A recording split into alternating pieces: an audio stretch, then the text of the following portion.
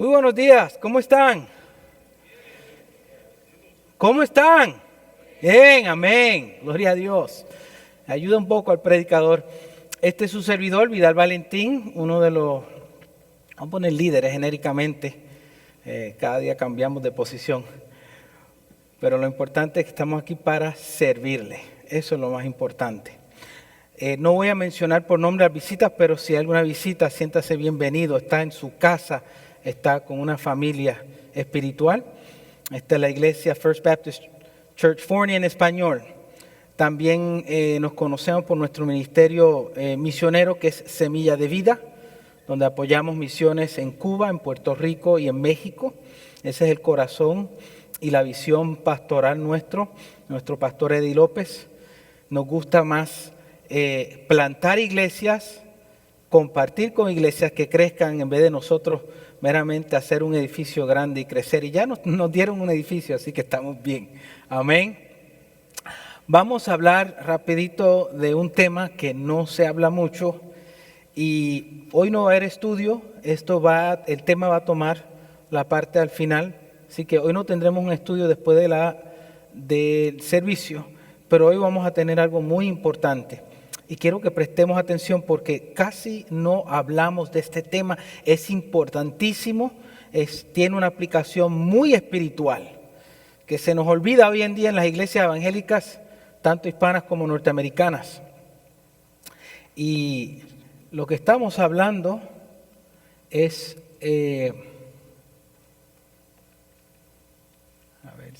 la cena del Señor. Si ustedes se fijan o se han fijado aquí a mi izquierda, a su derecha, tenemos ya preparado. Ahorita vamos a celebrar algo muy solemne y muy importante y nos gusta hacerlo, le damos importancia. Amén. Voy a pasar rapidito a hablarles un poco de qué es la cena del Señor, qué es eso. Y ustedes vienen de tradiciones, la mayoría de nosotros, buenos mexicanos, yo puertorriqueño, mi esposa colombiana, tenemos de la República Dominicana, amén hermana, Dios les bendiga, y otros países. Pero casi todos los latinos tenemos una tradición muy fuerte religiosa y aquellos que se criaron en la iglesia grande, por así decirlo, se practicaba eso, se le decía Eucaristía o lo conocían por otro nombre. Pero para nosotros, los que somos evangélicos o no estamos afiliados con la iglesia grande antigua, histórica, no enseñamos bien, y lo digo a modo de crítica, no enseñamos la importancia de esta ordenanza. ¿Okay? No lo hacemos, no nos interesa, nos hemos alejado tanto del ritualismo que le tenemos miedo porque creemos que vamos a caer en una rutina. Y yo entiendo las palabras de mi pastor cuando él dice, mira, yo no quiero convertir esto en una mera ceremonia religiosa hueca y vacía. Hacerlo cada 3 meses solamente por hacerlo.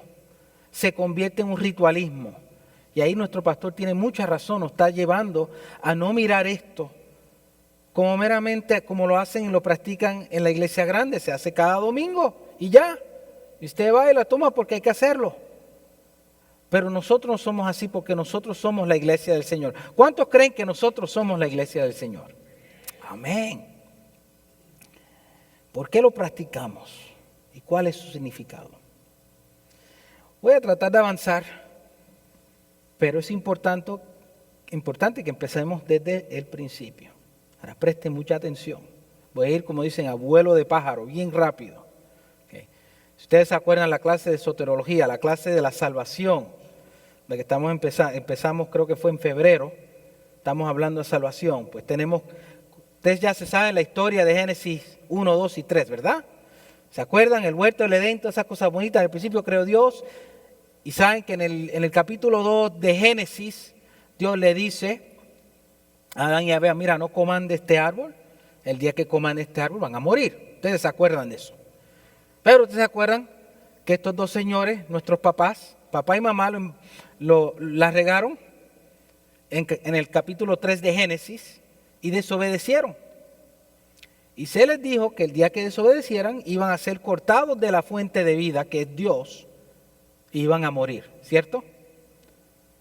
Pero estando en esa condición, alejados de Dios y cortados de Dios, el problema es que no hay esperanza para volver a Dios. Eso es todo.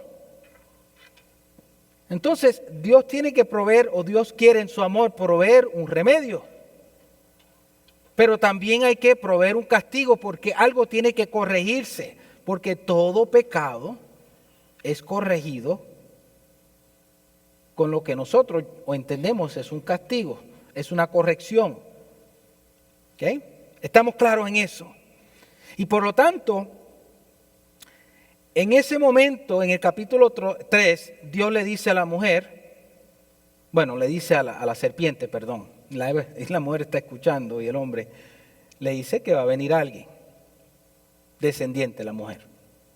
Se cierra el capítulo 3, entramos al capítulo 4 de Génesis y empieza el drama de la raza humana y como que nos olvidamos, mientras usted va leyendo el libro de Génesis, y espero que todo el mundo aquí al sol de hoy ha podido con fuerza y con determinación, aunque sea de los 66 libros de la Biblia, léase el Génesis. Empiece por allí. Es un libro fascinante. Y sin ese libro no tenemos el resto de la Biblia, no entendemos la Biblia. Pues usted sigue leyendo el libro de Génesis y como que ya ese evento está allí, pasó y se acabó y entramos al drama.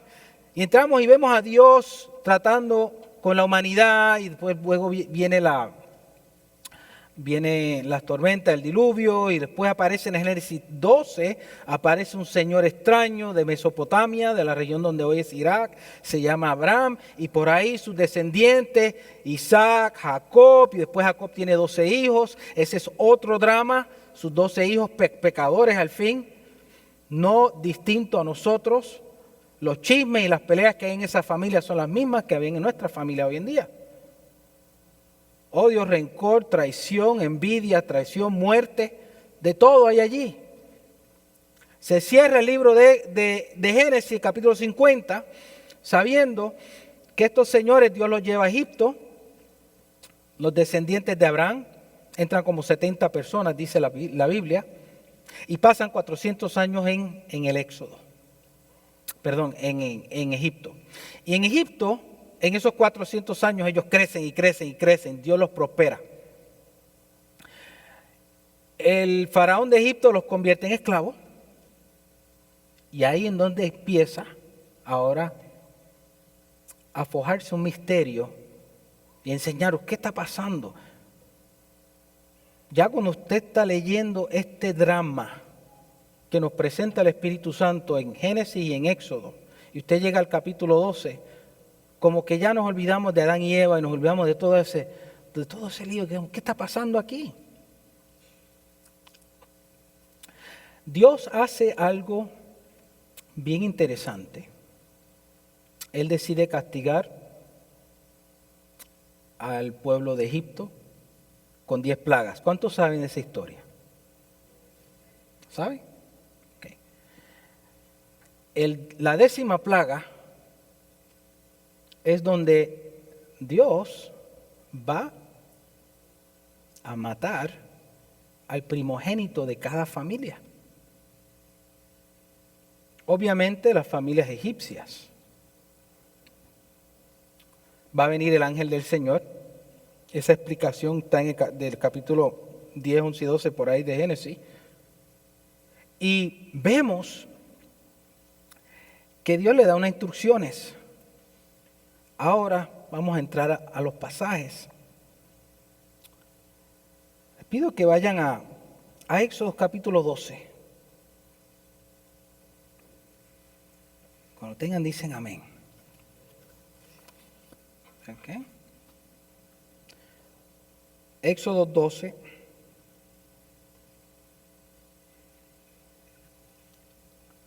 Voy a leer el 14 y de ahí voy a saltar del 21 al 27. ¿Okay? Dice la palabra del Señor. Y en este día os será memorable y lo celebraréis como fiesta al Señor. Lo celebraréis por todas vuestras generaciones como ordenanza perpetua. verso 21. Entonces Moisés convocó a todos los ancianos de Israel y les dijo: sacad del rebaño corderos para vosotros según vuestras familias, y sacrificad la Pascua, y tomaréis un manojo de hisopo y lo mojaréis en la sangre que está en la vasija, y mancharéis con la sangre que está en la vasija el dintel y los dos postes de la puerta, y ninguno de vosotros saldrá de la puerta de su casa hasta la mañana.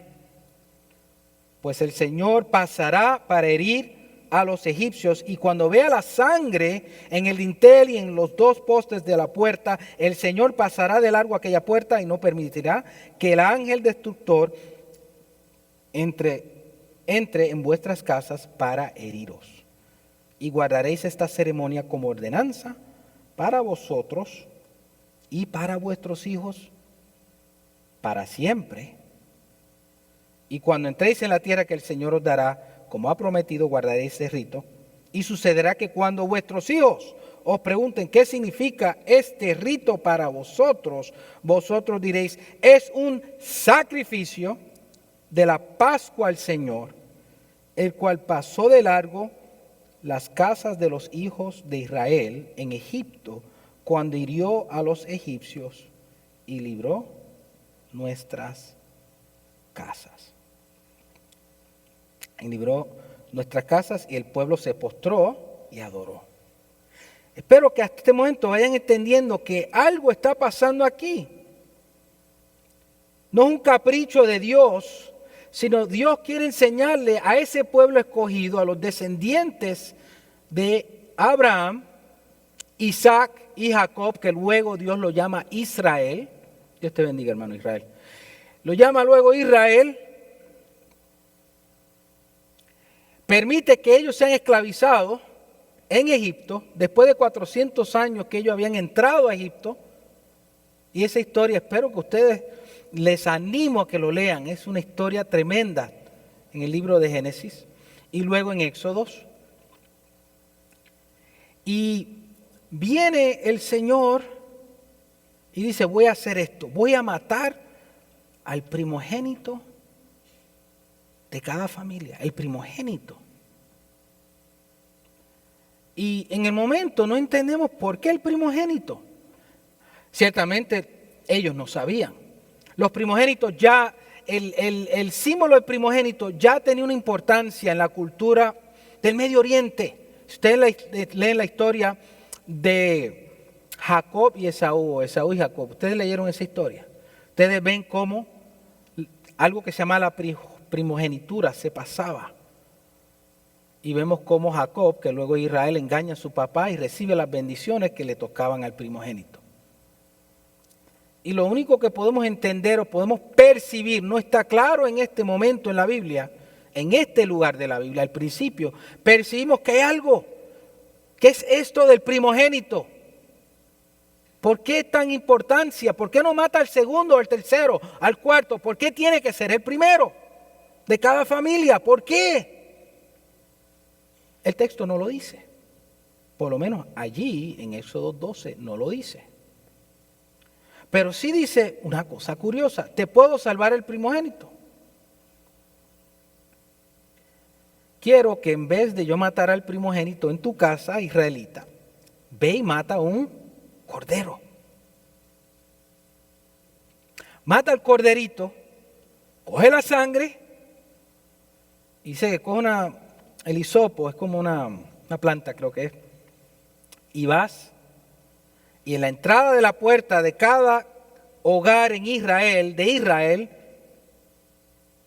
cuando venga el ángel del Señor, va a ver la sangre. Y cuando vea la sangre, eso indica que ese hogar pertenece ¿a quién? Al Señor.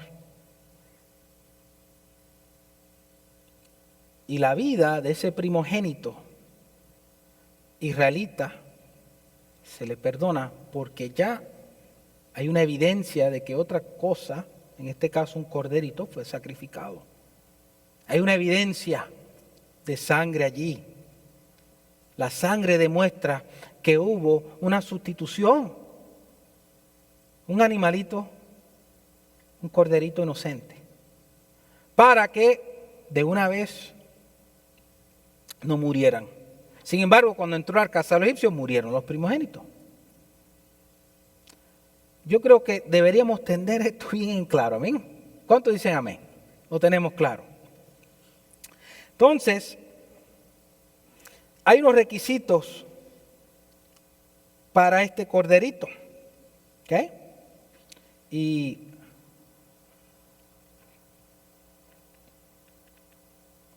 ahí tenemos Éxodo. Y lo primero que debería tener para el sacrificio, si esto me ayuda aquí, tenía que ser sin defecto. ¿Okay? Y eso lo vamos a ver en Éxodo 12, 5 y Levítico 1, 10. Voy a leer el verso 5 de Éxodo 12. Dice: el cordero será un macho sin defecto de 1 año y lo apartaréis de entre las ovejas o de entre las cabras. Y Levítico 1:10 exige lo mismo. No lo voy a leer, pero ustedes lo pueden buscar. ¿Okay? Tercer libro de la Biblia. Pero vemos que hubo un cumplimiento de ese sacrificio más luego, de eso de ser sin defecto, en Juan 19. Y si pueden adelantar rapidito, vayan a Juan 19. Versos 32 y 33. Y esto fue cuando Jesús, nos adelantamos ahora miles de años al suceso de Éxodo, al mandamiento de Levítico, vimos que hubo un sacrificio de un cordero. Pero luego vemos en la historia del Nuevo Testamento, llega el Hijo amado de Dios, quien, dicho sea de paso, Juan el Bautista. ¿Cuántos has escuchado de Juan el Bautista? ¿Sí? Juan el Bautista, cuando lo ve por primera vez en esa área, lo ve venir, llegando a su área de administración, le dice: he aquí el Cordero de Dios que quita el pecado del mundo. El sacrificio, dice aquí, el 19:32 de Juan, dice: fueron pues los soldados y quebraron las piernas del primero y también las del otro que habían sido crucificados con Jesús. Pero cuando llegaron a Jesús, como vieron que ya estaba muerto, no le quebraron las piernas.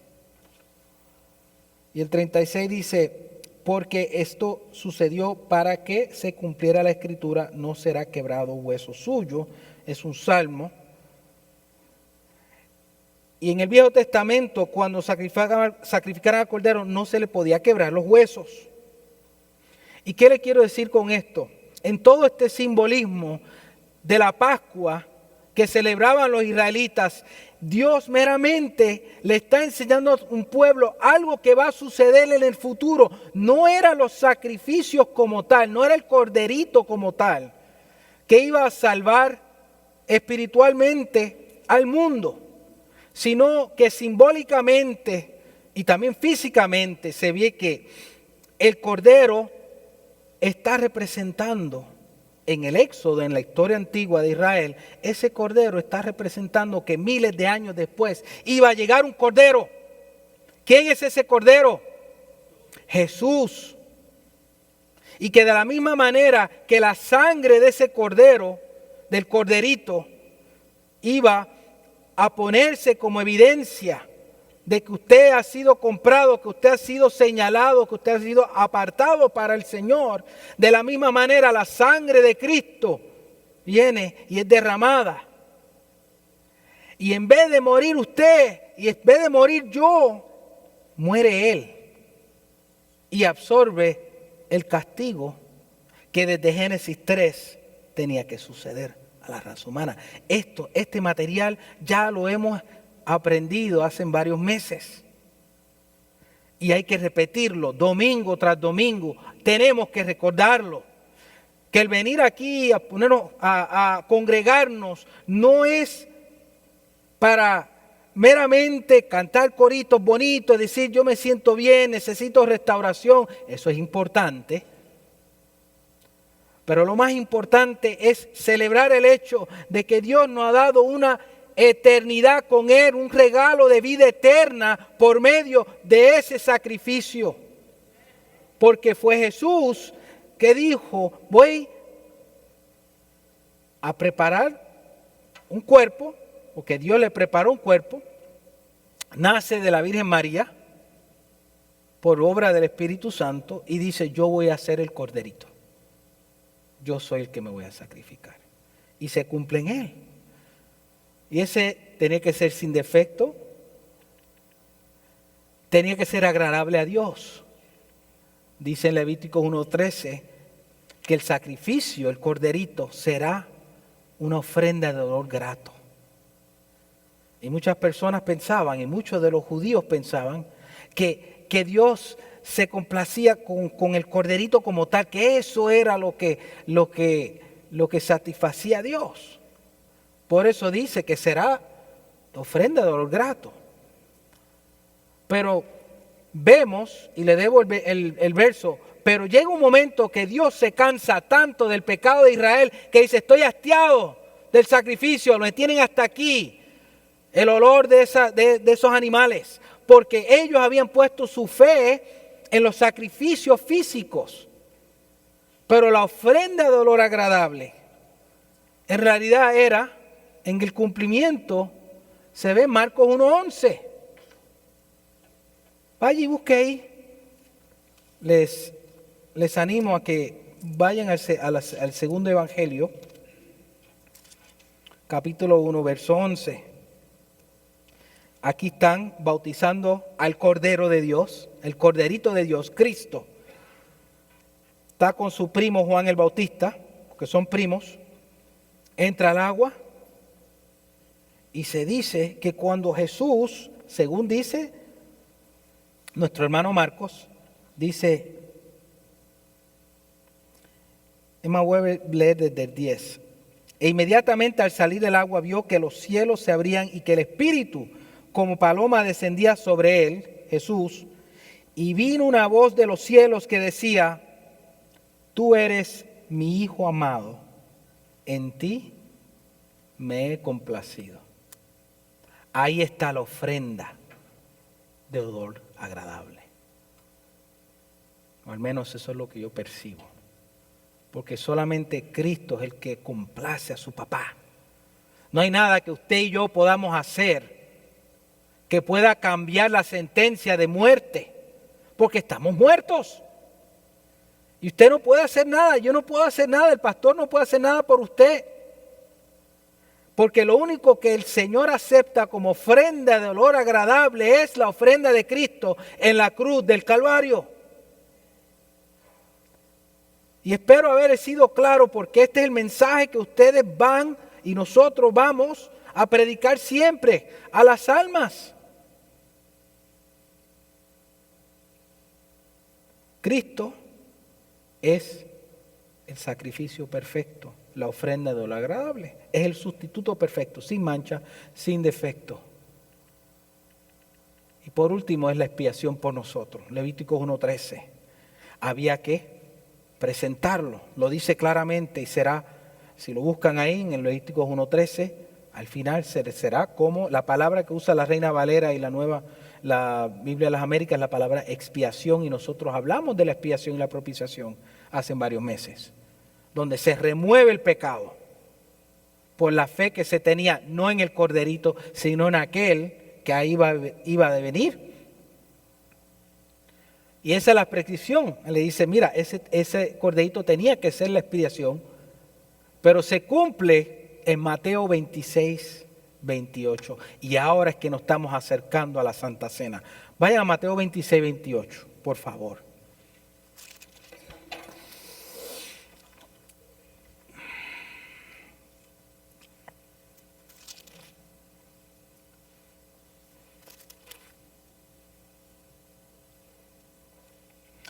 Voy desde el 27.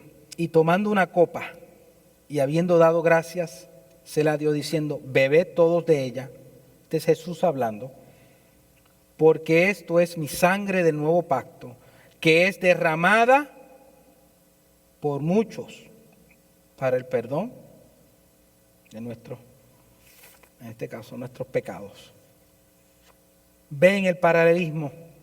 En el Viejo Testamento, Dios salva al pueblo de Israel, les da una provisión para que no venga la muerte a los primogénitos, le da un corderito. Ellos por los cientos y cientos de años han de practicar y traer ese sacrificio. Ese sacrificio no es perfecto porque es un animalito, pero está señalando al cordero verdadero que iba a venir miles de años después. Y Jesús, la noche que fue entregado, los trae a sus discípulos y le dice, tomen esto,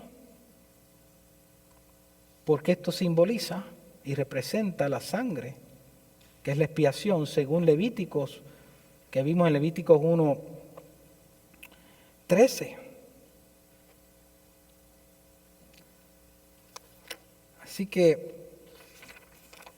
¿por qué hacemos entonces? Si ya entendemos de dónde se origina la Santa Cena. Bien sencillo. ¿Por qué la celebramos? Sencillo. Cristo lo ordena. No lo ordena la iglesia. La iglesia no tiene esa autoridad. Ninguna iglesia. O la iglesia del Señor. Salió de boca de Cristo mismo en Lucas 22:19. Se los voy a leer.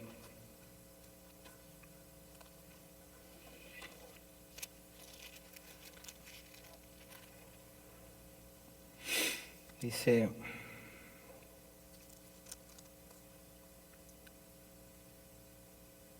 y habiendo tomado pan, después de haber dado gracias, lo partió y les dio diciendo, esto es mi cuerpo, que por vosotros es dado. Hacer esto en memoria de mí. Y hay quien quiera argumentar y decir, bueno, Vidal, eso fue en ese momento, en ese lugar, para esas personas, para los discípulos. No. Voy a explicar por qué. Porque luego vemos que el apóstol San Pablo demuestra que es para la iglesia.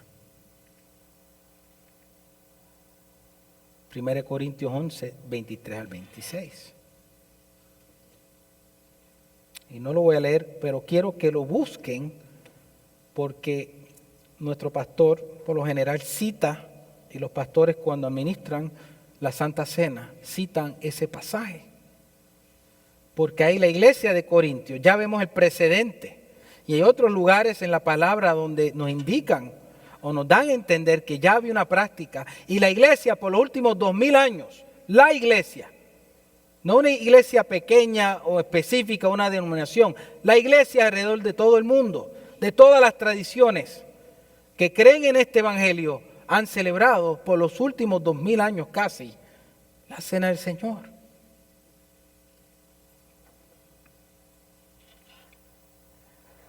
Sencillo. ¿Cuál es el significado? Y con esto terminamos. Celebramos el pasado. ¿Por qué nos reunimos aquí hoy?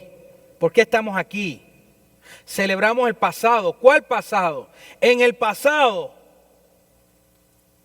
hubo una historia de redención por causa de la caída en Génesis 3. Hubo un remedio. Dios no nos abandonó, nos amó tanto. Juan 3:16, porque de tal manera amó Dios al mundo, que ha dado a su Hijo unigénito, para que todo aquel que en él cree no se pierda, mas tenga. ¿Cuántos han creído? Alce su mano, dígalo, sin pena. ¿Cuántos han creído? Verdaderamente han creído que usted está aquí redimido por la sangre de Cristo. Que no estamos aquí para practicar religión. Como muchos de nosotros y muchos de nuestros amigos y hermanos celebran la religión hoy. Pero nosotros no vinimos aquí para eso. Celebramos ese pasado, ese evento de la cruz del Calvario. Y celebramos el presente.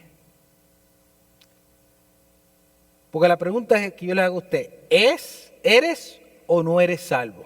Ahora mismo, hoy. ¿Sí o no? ¿Usted tiene esperanza? Hoy yo no soy salvo, quizás mañana. Yo acepté a Cristo, hablé con el pastor me habló un poco de la palabra, el pastor me bautizó, pero yo voy a ser salvo quizás algún día. Lo siento, pero el idioma, el lenguaje que este libro que tengo delante de mí, siempre cuando habla de la salvación de los santos, no dice ustedes serán salvos, siempre lo dice en el presente. Es una realidad de ahora.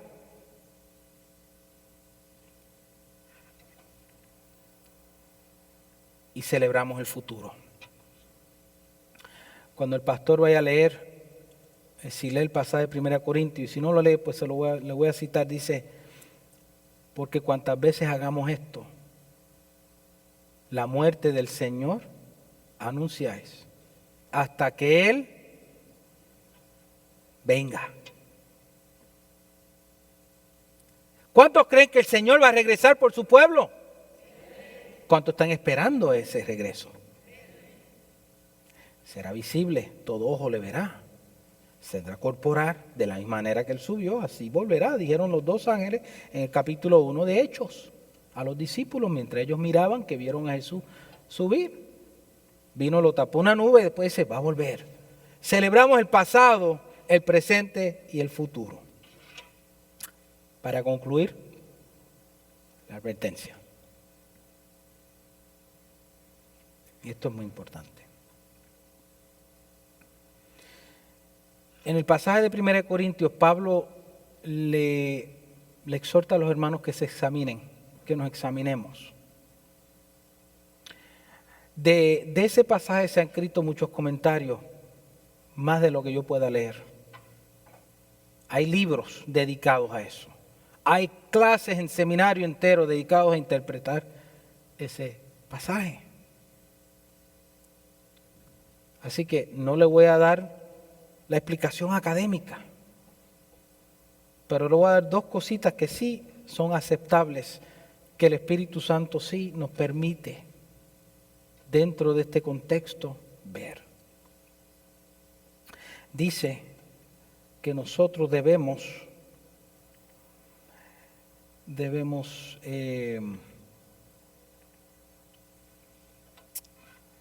discernir el cuerpo de Cristo. Y si ustedes están ahí en 1 Corintios 11, del 27 al 29, ¿a qué se refiere discernir el cuerpo de Cristo? Aquí le doy dos explicaciones, pueden haber muchos más. La primera es que nosotros somos el cuerpo de Cristo. ¿Cuántos saben que somos el cuerpo de Cristo? ¿Por qué somos el cuerpo de Cristo? Porque si usted alzó su mano ahorita y dijo, yo soy salvo porque yo creí totalmente que soy pecador, que irremediablemente no me puedo salvar, que fue Cristo que murió en la cruz del Calvario, que Él es el Hijo de Dios, que Él vuelve, y por esa confesión me bautizaron. Si eso es cierto, entonces usted es parte del cuerpo de Cristo. Y si usted de casualidad no ha hecho esa confesión, o usted no toma eso a la ligera y no toma en serio que usted es miembro del cuerpo, le voy a explicar cuánto significa eso. Mi hermano Israel, no te asustes, hermano, mi hermano Israel y yo somos uno en Cristo. Aunque no le guste, pero yo soy de él tanto como él es mío. Mi hermano Elías, nuestro anciano, él y yo somos uno. Mi pastor, usted, Somos el cuerpo. Y si usted va y se para aquí y coge ese pedacito de pan, no es la galletica. Pero si para usted no es importante que usted, que Israel, que Elías, que nuestros hermanos somos uno, que somos una familia. Si eso no está en tu corazón, por favor, hermano, no tome de eso. No lo hagas. Porque es un insulto al cuerpo de Cristo, el cual Él redimió. No disciernes el cuerpo de Cristo. Esa es una manera de verlo. Porque Pablo habla contextualmente del cuerpo de Cristo.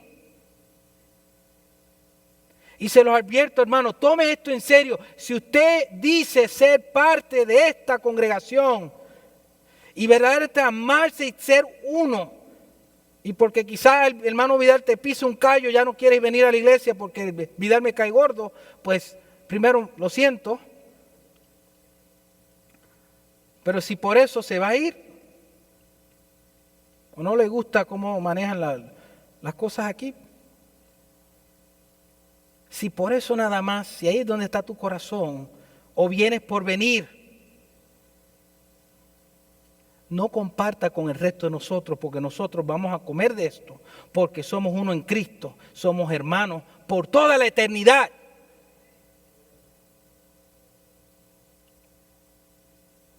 Mi amada esposa Jenny, no va a ser mi esposa toda la eternidad, así que eso la alivia a ella, hasta que la muerte nos separe. Pero ella será mi hermana por toda la eternidad. Piensa en eso. Y la segunda, discernir el cuerpo de Cristo. Ahora podemos hablar de Cristo mismo, que es otra de las explicaciones más comunes, pero tiene sentido también. Que cuando usted coge la galletica o el pancito, el pedacito de pan o la copita de vino, Cristo no está allá adentro, como nos enseñaron en la iglesia tradicional. No está allí, no hay evidencia bíblica. Eso tiene su nombre, hay una clase que yo doy académica de eso. Cristo está en nosotros, por medio del Espíritu Santo, por la presencia del Espíritu Santo, misteriosamente, pues Cristo está sentado, ¿a dónde? A la diestra del Padre, intercediendo por nosotros. Pero nosotros decimos, pero Cristo está en mi corazón, ¿cómo puede estar allá y yo acá? Pues el misterio es que el Padre y el Espíritu Santo son uno. Y si el Espíritu Santo mora en nosotros, según dice Pablo, nuestro San Pablo, de alguna manera, por haber esa conexión del Padre y el Espíritu Santo, Jesús mora en nosotros y mora entre nosotros. Así que no está dentro del juguito de uva y no está dentro del pan. Pero al tomar eso, si usted no tiene en cuenta cuán importante es el sacrificio de Cristo en la cruz del Calvario, si usted no se ha adentrado eso, que se supone que ya lo hubieses entendido cuando te bautizaron, y fue por eso que te bautizaste, porque reconocías que en Cristo habías muerto y ahora eres resucitado. De la misma manera, si tomas eso y no entiendes verdaderamente su significado, que meramente esto es un ritual, como dice nuestro pastor, lo que él quiere evitar,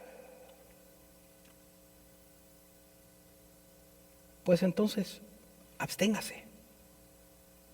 Se los recomiendo hasta que verdaderamente entiende que lo que vamos a hacer es recordar el pasado, el presente y el futuro. Amén. Así que inclinemos nuestro rostro. Voy pasando a mi pastor. Cierre sus ojos allí. Esto no es un ritual. Esto es más que eso. Vamos a recordar a Cristo por lo que Él hizo en nuestras vidas.